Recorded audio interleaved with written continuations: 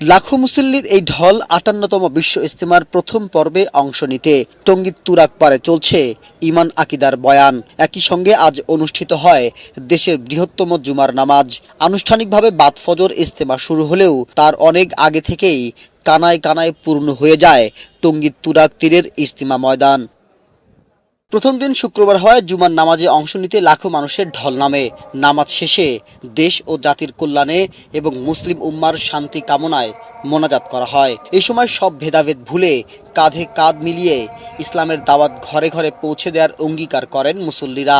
এখান থেকে আসে দিন শিক্ষা, মহল্লায় যায় কি বলে দিনকে প্রচলন করা যায়, এই একই উদ্দেশ্য।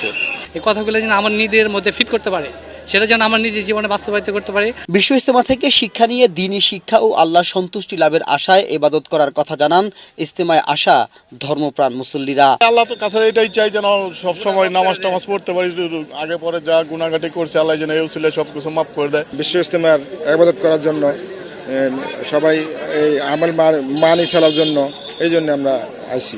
আগামী রোববার আখিরি মোনাজাতের মধ্য দিয়ে ইজতেমার প্রথম পর্ব শেষ হবে। সোমবার থেকে বুধবার পর্যন্ত চলবে ইজতেমার দ্বিতীয় পর্ব। মাহবুব আজমি, বৈশাখী সংবাদ, ইজতেমা ময়দান, টঙ্গী, গাজীপুর।